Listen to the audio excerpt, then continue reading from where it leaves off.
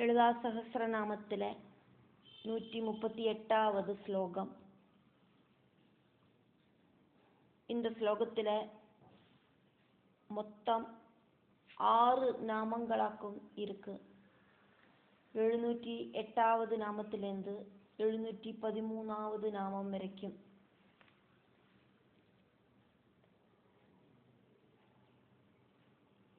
என்ன பிரவൃത്തി செய்யறதுக்கும் எந்த ஒரு உபாதியும் தேவையில்லாதவளாக்கும் தேவி, சதாசிவனோடு தர்மபத்னியாக்கும் தேவி, எல்லா வியவஸ்தகளையும் கண்ட்ரோல் பண்றவளாக்கும் தேவி,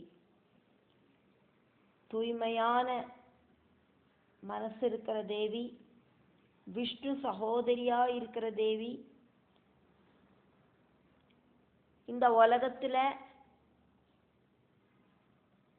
குருவாயிட்டு பிரத்யட்சப்படுற எல்லாரும் தேவிதான். இப்படி எல்லாமாக்கும் வாக்தேவிகள் தேவியை ஸ்துதிக்கிறா. இந்த ஸ்லோகத்துல பிரத்யட்சமாயிட்டு 5 நாமங்களையாக்கும் കാണறதுக்கு சாதிக்கிறதுனா கூடியும்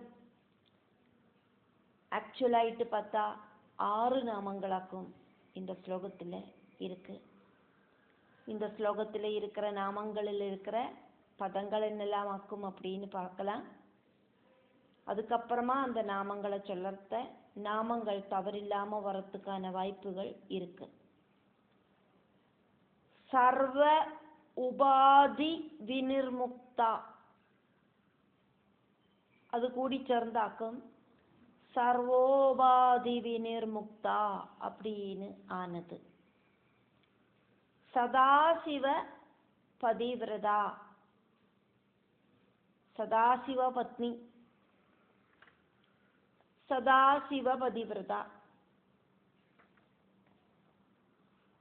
சம்பிரதாயேஸ்வரி, சம்பிரதாய ஈஸ்வரி, சம்பிரதாயங்களை கண்ட்ரோல் பண்றவள் சம்பிரதாய ஈஸ்வரி, அதாக்கும் சம்பிரதாயேஸ்வரி. அடுத்த நாமம் அப்படிங்கிறது 2 நாமங்கள் கூடி சேர்ந்த நாமமாக்கும். சாத்வி அப்படிங்கிற நாமம், சாது அப்படிங்கிற ஒரு நாமம், ஈ அப்படிங்கிற ஒரு நாமம். இந்த 2 நாமங்களும் கூடி சேர்ந்து சாத்வி அப்படின்னு നമ്മൾ இங்க நாமம் சொல்லறத கூட்டி சேர்த்தி தான் சொல்லுவோம். சாது ஈ இப்படின்னு ஒன்றும் சொல்ல மாட்டோம். அந்த 2 நாமங்களையும் கூட்டி சேர்த்தி சாத்வி அப்படின்னு தான் நாமத்தை சொல்லறத சொல்லுவோம். இருந்தாலும் அங்க 2 நாமங்கள் கூட்டி சேர்ந்தாக்கும் அங்க அந்த நாமம் வந்திருக்கு அப்படிங்கிறத தெரிஞ்சுண்டு வேணும் அந்த நாமத்தை சொல்லறதுக்கு. அடுத்த நாமம் அப்படிங்கிறது குருமண்டல ரூபிணி அப்படிங்கிற நாமம். இத்திரையுமாக்கும் இதுல இருக்கிற நாமங்கள். சர்வோபாதி விநிர்முக்தா சதாசிவபதே வ்ரதா சம்பிரதாயேஸ்வரே சாத்வி குருமண்டலரூபிணி. 708வது நாமம். 8 அக்ஷரங்களோடு கூடின நாமமாக்கும் இந்த நாமம். சர்வோபாதி விநிர்முக்தா, இதுக்குள்ள என்னெல்லாம் பதங்கள் இருக்கு அப்படிங்கிறத நம்ம பார்த்ததாக்கும். சர்வ உபாதி விநிர்முக்தா அப்படிங்கிற பதங்களாக்கும் அதுல இருக்கு அப்படிங்கிறத பார்த்தோம். நாமத்துக்கு நடுவில் பதங்களை பிரிக்காதைக்காக்கும் நாமங்களை சொல்லணும் அப்படிங்கிறதையும் நன்னா தெரிஞ்சு வச்சுட்டு இருக்கோம்.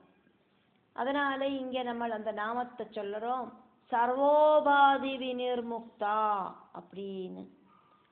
ஒரு உபாதியாலேயும்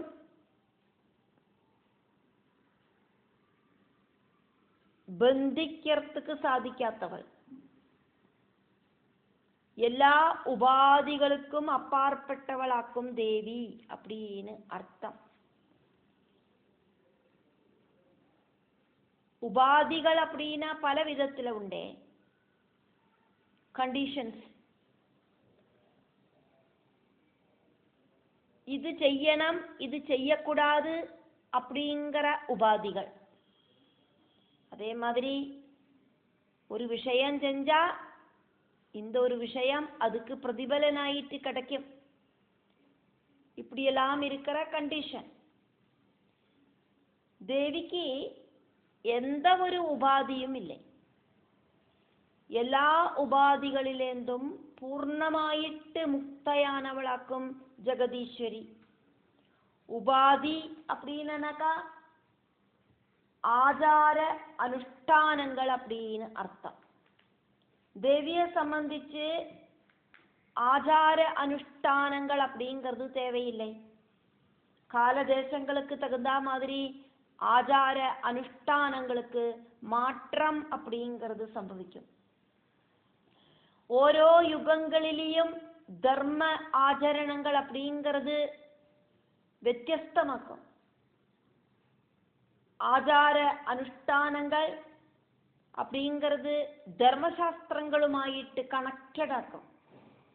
ദേശകാലങ്ങൾക്ക് അപ്പാർപ്പെട്ട ജഗദംബികയ്ക്ക് എന്ത ഒരു ഉപാധികളുമായിട്ട് എന്ത ഒരു ബന്ധവും ഇല്ലേ.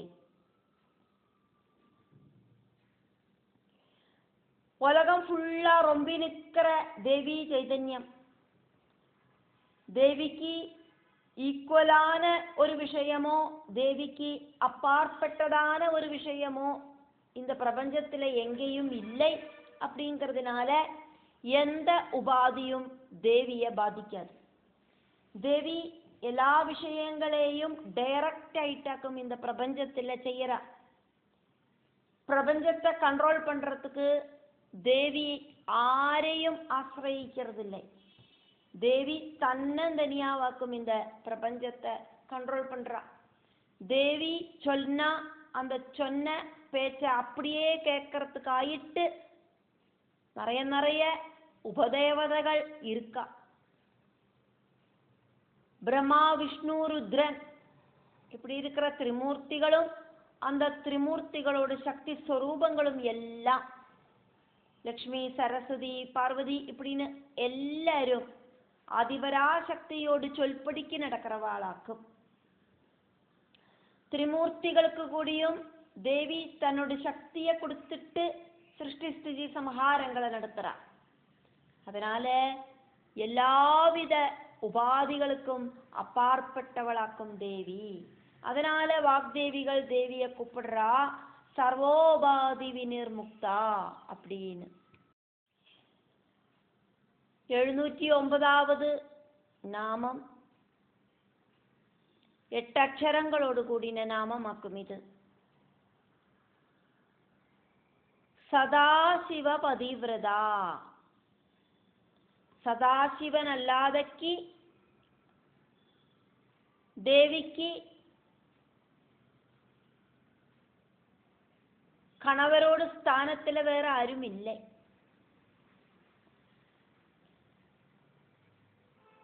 சதாசிவன் பரமேஸ்வரனாக்கும். அந்த ஸ்ரீ பரமேஸ்வரனோடு பதிவிரதையான தர்மபத்னியாக்கும் தேவி.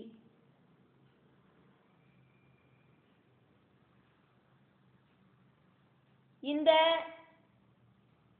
திருகுணங்கள் கூடி சேர்ந்த பிரபஞ்சத்துல ஆசிரம தர்மங்களுக்கு முக்கியத்துவம் இருக்கு. குடும்ப ஜீவிதம் அப்படிங்கிறது சனாதன தர்மத்தோடு ஒரு விசேஷமாக்கும். സ്വായംഭുവ മനുവും അവരോട് പത്നിயான ശതരൂപാദേവിയും கூடி சேர்ந்தாக்கும் இந்த மனுஷ்ய வம்சம் அப்படிங்கிறது ஆரம்பிச்சது.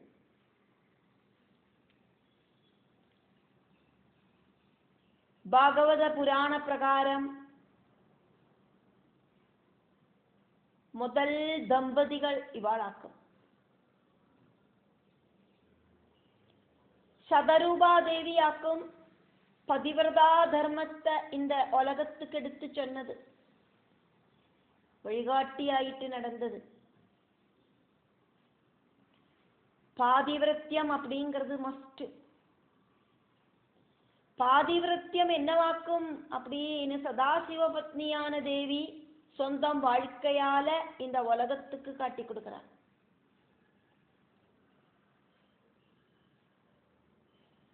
விஷ்ணு லக்ஷ்மி தம்பதிகள் இவாளெல்லாம் இந்த உலகத்துக்கு எடுத்துக்காட்டாக்கும். சதாசிவ பதிவிரதையாயிருக்கிற ஜெகதீஸ்வரியோடு അനുഗ്രഹം கிடைக்கணுமான കുടുംബത്തിലെ இருக்கிற സ്ത്രീകൾ பதிவிரதா தர்மம் അനുഷ്ഠിക്കണം.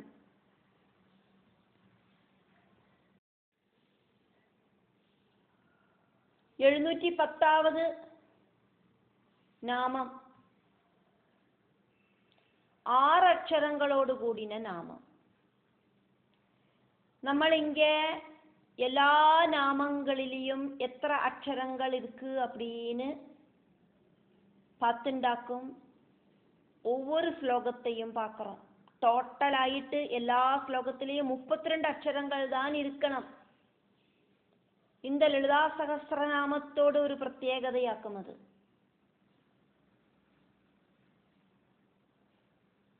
അനുഷ്ടുപ്പ് ഛന്തസ്സിലെയാക്കും. இதுல இருக்கிற ஸ்லோகங்கள் எல்லாம் இருக்கு. 32 அக்ஷரங்களோடு கூடின ஸ்லோகம். நாமத்துல ஒரு அக்ஷரத்திலேருந்து 16 அக்ஷரம் வரைக்கும் எத்தனை அக்ஷரங்கள் வேணாலும் இருக்கலாம். ஆனா ஒரு ஸ்லோகத்துக்குள்ள இருக்கிற அக்ஷரங்களை கூட்டி சேர்த்தி பார்க்கறத டோட்டலாயிட்டு 32 அக்ஷரங்கள் தான் இருக்கணும். அப்படியாக்கும் வாக்தேவிகள் இந்த ஸ்லோகத்துல இருக்கிற நாமங்களை எழுதியிருக்கா. ரொம்ப டேலண்ட் ஆக்கும் இந்த வாக்தேவிகள். இப்ப நம்ம ஒவ்வொரு நாமத்திலையும் அக்ஷரங்களை பார்த்துட்டாக்குமே வரோம். இப்ப 708வது நாமத்துல 8 அக்ஷரங்கள் இருக்கு அப்படிங்கிறத பார்த்தோம். 709வது நாமத்துல 8 அக்ஷரங்கள் இருக்குன்னு பார்த்தோம். இப்ப 710வது நாமத்தை பார்த்துட்டு இருக்கோமே, 6 அக்ஷரங்கள் இருக்கிற நாமமாக்கும் இது. இந்த ஸ்லோகத்துல இந்த நாமங்களில இருக்கிற அக்ஷரங்களை தனியா இப்படி எடுத்து சொல்றதுக்கு காரணம் இருக்கு. இப்போ பார்த்துட்டு இருக்கிறது 6 அக்ஷரங்களோடு கூடின நாமம். சம்பிரதாயேஸ்வரி அப்படின்னாக்கும் தேவியோடு நாமம். പരമ്പരയായിട്ട് പിന്തുടര സദാചാര പ്രവൃത്തികളെ അഴകാ നടത്തുறവൾ ദേവി. സമ്പ്രദായം அப்படினா പരമ്പര ആചാരം. പരമ്പരയാ അനുഷ്ഠിக்கிற ആചാരം. ഗുരു പരമ്പരയായിട്ട് അനുഷ്ഠിച്ചിട്ട് വர ആചാരങ്ങളെയും അനുഷ്ഠാനങ്ങളെയും എല്ലാം சம்பிரதாயம் அப்படின்னு சொல்லப்படுறது. இந்த சம்பிரதாயங்களோடெல்லாம் ஈஸ்வரியாக்கும் தேவி. குடும்பத்தில் இருக்கிற ஆச்சாரங்கள் தலைமுறையாயிட்டு பரிபாலிக்கப்படணும் அப்படின்னாக்கும் தர்மசாஸ்திரங்கள் சொல்லப்படுறது.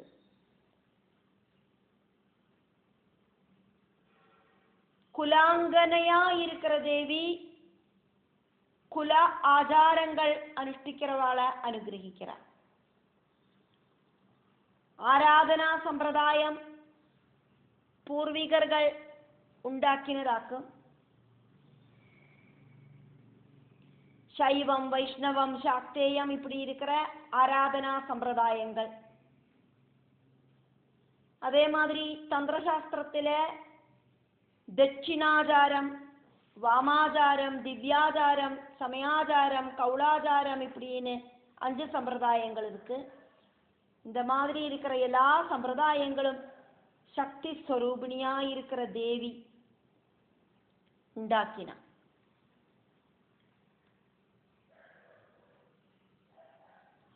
ഉപദേശ രൂപത്തില് പരസ്പരം കൈമാറുற സമ്പ്രദായങ്ങൾക്ക് മാറ്റം ഉണ്ടാകരുത്ത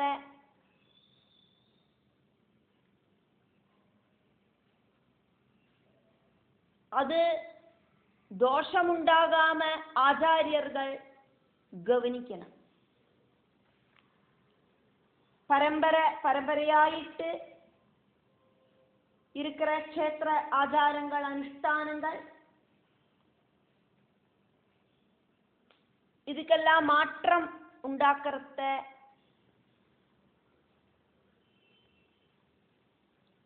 അതും ഗവനത്തോടു കൂടിയിട്ട് செய்ய வேண்டின விஷயமாக்கும். இப்படி பலவிதமான சம்பிரதாயங்கள், இந்த சம்பிரதாயங்களை பின்தொடர்ற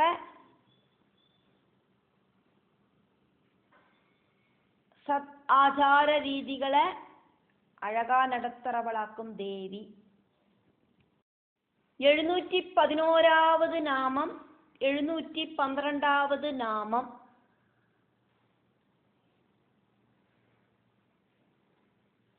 இது ரெண்டும் கூடி சேர்ந்தாக்கும் நம்ம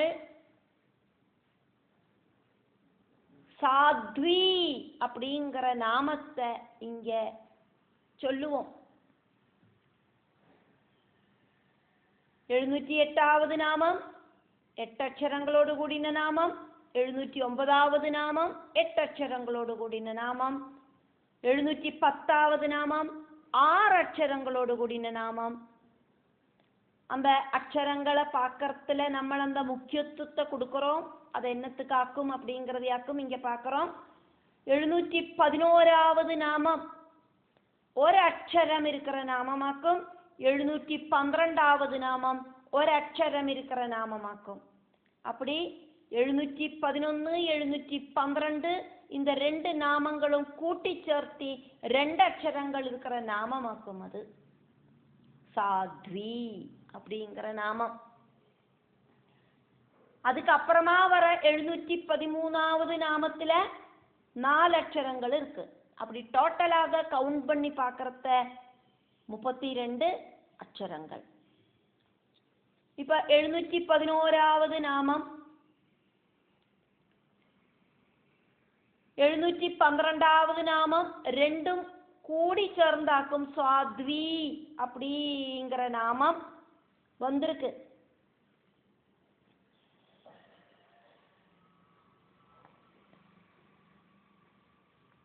நாற்பத்தி 3வது ஸ்லோகத்துல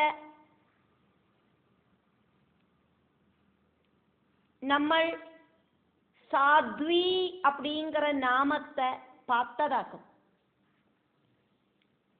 லலிதா சகஸ்ரநாமத்தோடு ஒரு இம்பார்ட்டன்ஸ் ஆக்கும்.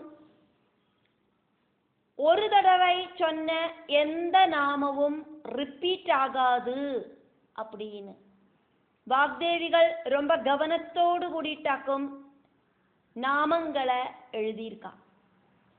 ஒரு தடவை எழுதின நாமத்தை மறுபடியும் ரிப்பீட் பண்ண மாட்டா வாக்தேவிகள்.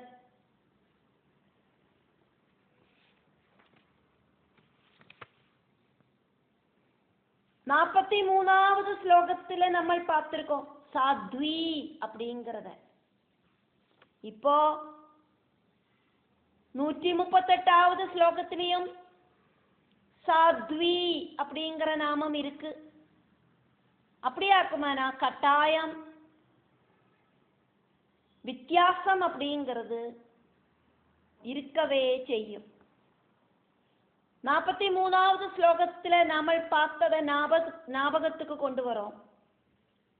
சாங்கரி ஸ்ரீகரி சாத்வி சரச்சந்திர நிபானனா சாதோதரி சாந்திமதே நிராதாரா நிரஞ்சனா. அங்க 128வது நாமத்துல பதிவிரதா அப்படிங்கிற அர்த்தத்திலையாக்கும் சாத்வி அப்படின்னு தேவிய வாக்தேவிகள் ஸ்துதிச்சது. இங்க 139வது ஸ்லோகத்திலே 138வது ஸ்லோகத்திலே 711 712 நாமங்கள் வழியா சாத்வி அப்படின்னு தேவிய வாக்தேவிகள் துதிக்கிறா அப்படின்னாக்கா நம்ம பார்த்த 128வது நாமத்துக்கும் இந்த 712 711 நாமங்களுக்கும் வித்தியாசம் இருக்கு அப்படிங்கிறத கட்டாயம் தெரிஞ்சுக்கணும். சாது பிளஸ் ஈ இது ரெண்டும் கூடி சேர்ந்தாக்கும் இங்க 711 அப்படிங்கிறது சாது, 712 அப்படிங்கிறது ஈ. இப்படி 711 712 நாமங்கள் கூடி சேர்ந்து சாது ஈ இப்படின்னு கூடி சேர்ந்தாக்கும் சாத்வி அப்படிங்கிற நாமம் இங்க உண்டாயிருக்கு.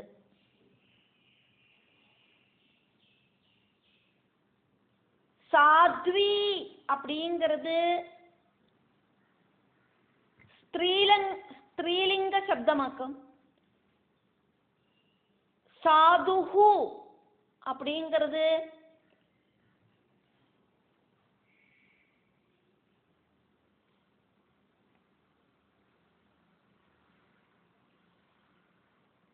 நபும்சகலிங்க சப்தமாக்கும்.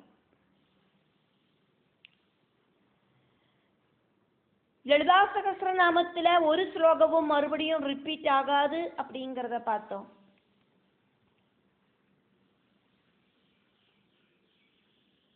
சாது அப்படிங்கிறது நபும்சகலிங்கமாக்கும். நம்ம இதை நாமாவலியில சொல்லத்த சாதுனே நமஹா அப்படின்னாக்கும் சொல்லுவோம். இந்த சப்தம் புல்லிங்க சப்தமாக்கும் அப்படின்னாக்கா சாதுஹு அப்படின்னாக்கும் இருந்திருக்கும், விசர்க்கம் இருக்கும். ஈ அப்படிங்கிறது ஸ்திரீலிங்கம், ஸ்திரீ சப்தமாக்கும். ஈகாராந்த சப்தம், ஆகாராந்த சப்தமும் ஸ்திரீ சப்தமாக்கும். நாமாவலியில ஈ அப்படிங்கிறது ஐ அப்படின்னு சேஞ்ச் ஆகும். தேவ்யை நமஹா அப்படின்னு ஆகும்.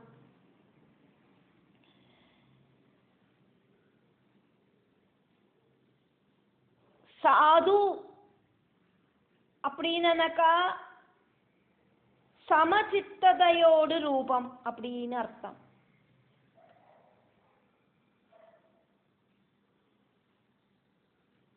இங்க நம்ம 711 712 அப்படிங்கிறத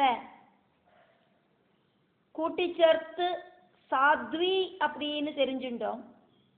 128வது நாமம் சாத்வி அப்படின்னு சொன்னதால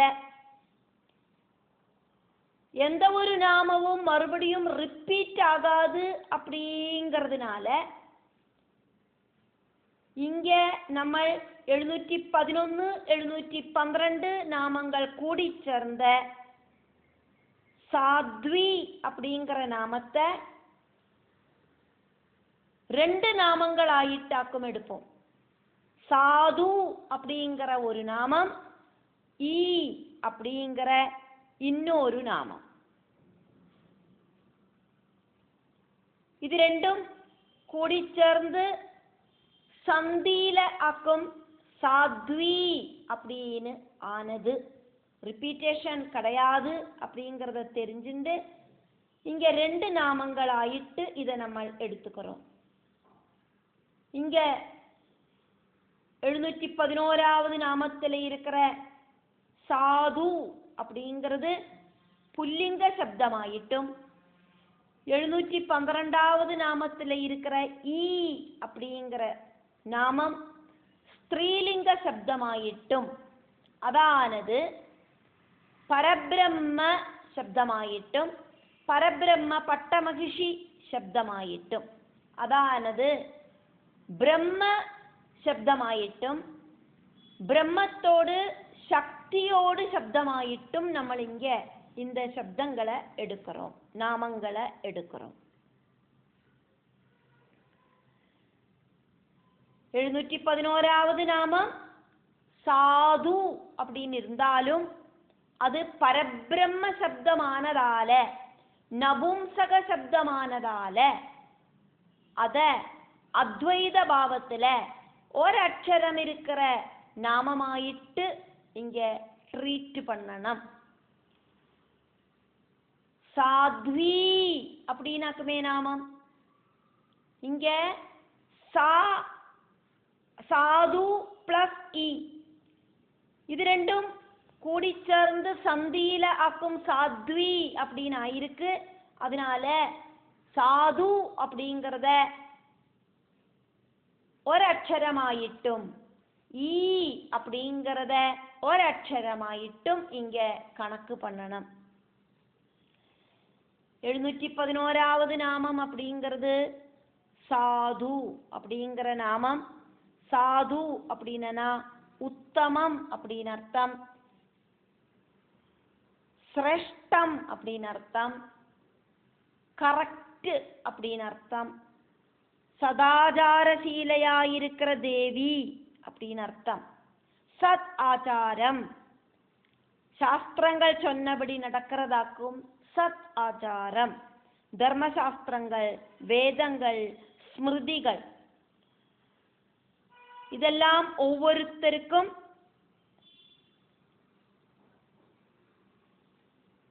எப்படி எப்படி வாழணும் அப்படிங்கிறத கத்து கொடுக்கிறது.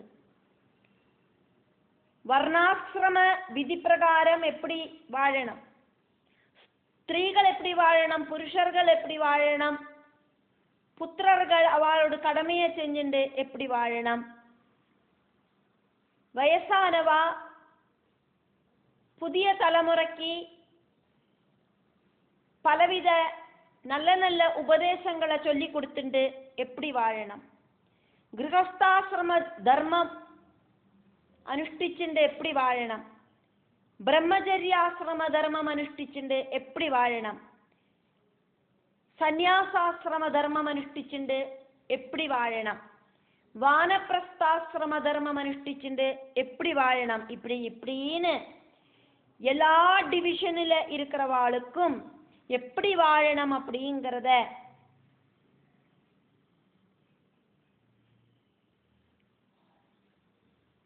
சாஸ்திரங்கள் வழியாவும் வேதங்கள் வழியாவும் ஸ்மிருதிகள் வழியாவும் எடுத்து சொல்லப்படுறது.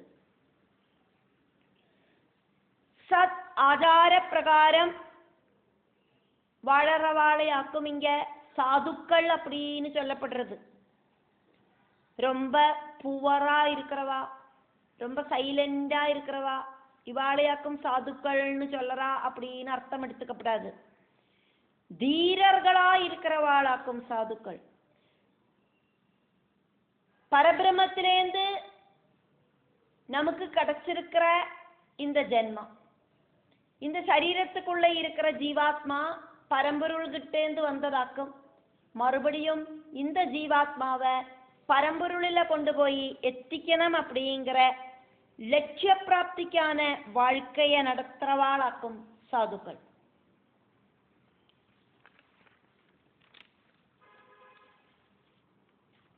சாது அப்படிங்கிற சொல்லுக்கு சமபாவனையோடு கூடின சித்தம் அப்படின்னு அர்த்தம். சமபாவனையோடு கூடின சமச்சித்ததையோடு சொரூபமாயிருக்கிற தேவி அப்படின்னு அர்த்தம். ஆச்சார அனுஷ்டானங்கள் பிரகாரம் வளர்த்த மனசு அப்படிங்கிறது பல இடத்துக்கும் ஓடி நடக்காது. அதே மாதிரி பதிவிரதா அப்படின்னும் அதுக்கு அர்த்தம் இருக்கு. சாத்வி அப்படிங்கிறதுக்கு அப்படிங்கிறத நம்ம 128வது நாமத்துல பார்த்து தெரிஞ்சின்றதாக்கும். 712வது நாமம் 711வது நாமத்தோடு கனெக்டடா இருக்கிற நாமமாக்கும். இது ஈ அப்படிங்கிற நாமம். சாத்வி அப்படிங்கிறதுல சாது அப்படிங்கிறத நம்ம பார்த்தோம் 711வது நாமத்துல. இப்போ 712வது நாமம் ஈ அப்படிங்கிற நாமம்.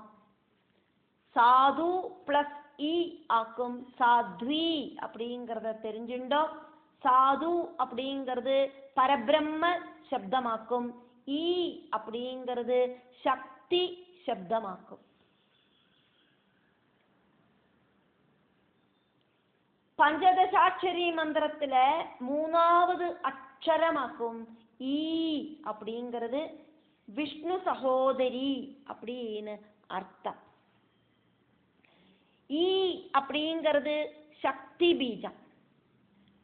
வாக்பவ கூடம், மத்தியம கூடம், சக்தி கூடம் இப்படி இருக்கிற தேவியோடு ஸ்தூல சரீரம். முதல்ல இருக்கிற 5 அக்ஷரங்களாக்கும் வாக்பவ கூடம். அதுல 3வது அக்ஷரமாக்கும் இப்ப நம்ம பார்த்த ஈ அப்படிங்கிற அக்ஷரம். சக்தி அம்சமாக்கும் இது. அதானது சக்தி பீஜமாக்கும் இது. ஈ அப்படிங்கிற அக்ஷரங்கள் இருக்கிற இடத்துல எல்லாம் சக்தியோடு அந்த பிரபாவம் இருக்கு. சரஸ்வதி, லக்ஷ்மி, பார்வதி, உமா இப்படின்னு. உமா அப்படிங்கிறது ஆகாரமாக்கும். அதுவும் சக்தியோடு பிரபாவமாக்கும். மன்மதனை சூചിപ്പിக்கிற காமபீஜமாக்கும் இந்த ஈ அப்படிங்கிற சப்தம்.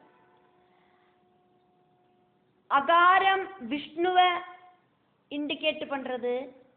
ஆகாரம் அப்படிங்கிறது சக்தி ஸ்வரூபத்தை இண்டிகேட் பண்றது. ஈ அப்படிங்கிறது ஈகாரம் அப்படிங்கிறது சக்தி ஸ்வரூபமாக்கும். இத நம்ம நாமாவலியில பார்க்கறத ஈ அப்படிங்கிறது யை அப்படின்னு மாறும். தேவி அப்படிங்கிறது தேவ்யை அப்படின்னு மாறும். சகஸ்ரநாமம் அர்ச்சனைக்கு நம்ம எடுக்கிற அந்த அஷ்டோத்தர நாமாவலியில பார்க்கறத தேவி அப்படிங்கிறது ஈ அப்படிங்கிறது யை ஆயிட்டு மாறும். யை நமஹா, தேவ்யை நமஹா, சரஸ்வத்யை நமஹா, லக்ஷ்மியை நமஹா இப்படின்னு மாறும். இப்படி 711வது நாமம் 712வது நாமம் ரெண்டும் கூடி சேர்ந்தாக்கும். இதுல சாத்வி அப்படின்னு வந்திருக்கு. சாத்வி அப்படிங்கிற நாமம் வந்திருக்கு அப்படிங்கிறத தெரிஞ்சுட்டோம். 713வது நாமம் குருமண்டல ரூபிணி. ஆதி குருவான சதாசிவன் முதல்க்கு தேவி பக்தர்களோடு குருவாயிட்டு இருக்கிறவாளோடு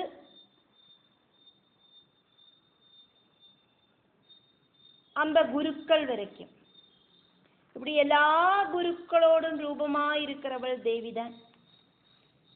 குரு அப்படின்னா தேவியே தான். அந்தகாரத்தை இல்லாம பண்ணி ஞான தீபத்தை கொடுக்கிற குரு.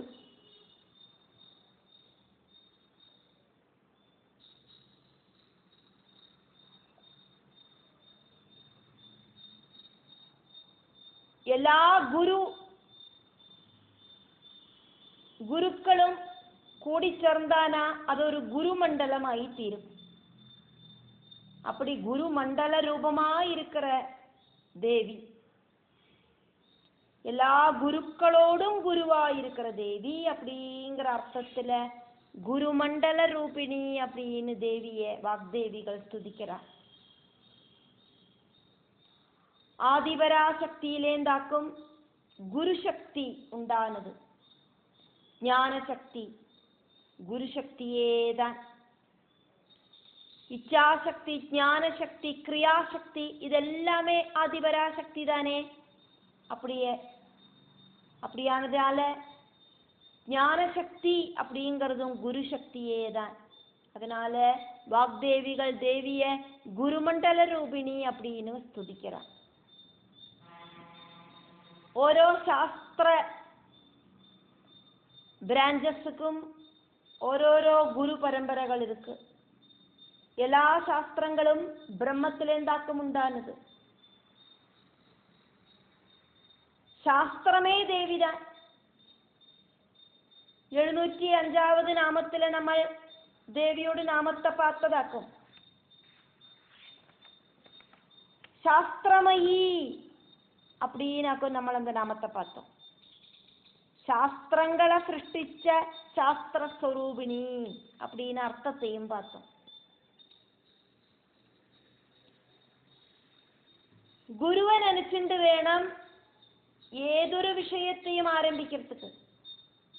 ദേവിയെ പരമഗുരുവായിട്ട് സങ്കല്പം பண்ணிட்டு ഏതൊരു വിഷയത്തെയും ആരംഭിച്ചാதான் எந்த ஒரு விஷயமும் வெற்றிகரமாயிட்டு நடக்கும். തന്ത്രശാസ്ത്രത്തിലെ ദിവൗകം, മാനവൗകം, சித்தௌகம் இப்படின்னு 3 விபாகத்துல இருக்கிற